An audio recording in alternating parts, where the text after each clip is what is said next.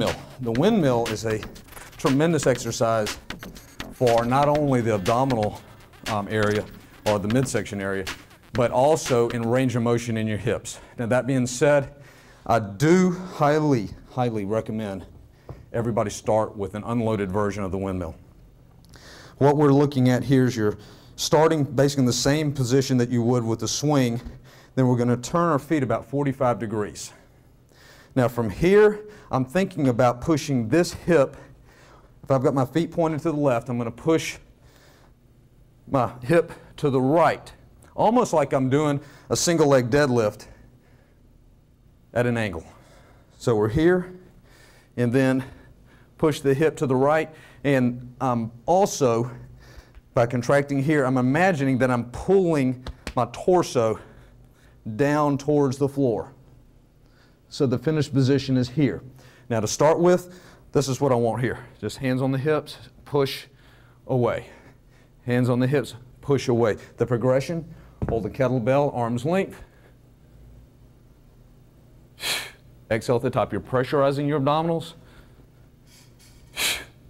Push the hip away. Next step. Push the hip away. You can take this hand behind your back or take it to the inside of the opposite foot.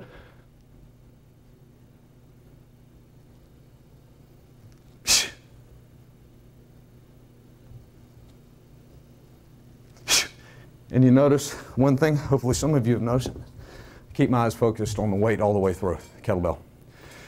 If you focus out here, this is going to drift. When we're doing anything overhead, and this is not just with the kettlebell, this is whether you're doing a barbell, resistance band, dumbbell. When I'm up overhead, I'm actually thinking about packing my shoulder down here as opposed to shrugging up.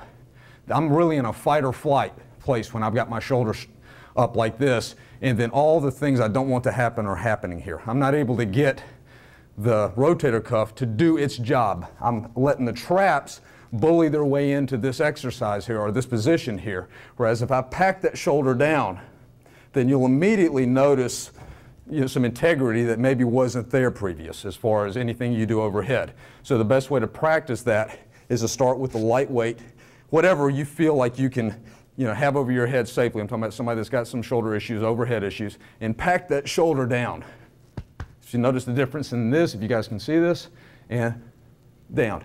The kettlebell is so much superior than a dumbbell on this because you notice with the resistance, I can actually even open up my hand here, and the resistance is actually more in line with my arm. It's part of my arm more so than if I was to do the same thing, say with a dumbbell, and take it up. If I start drifting back, the dumbbell is going to take me back with it. So that's where, because the kettlebell rides up along your forearm, so it does, in essence, become more part of the limb that you're using.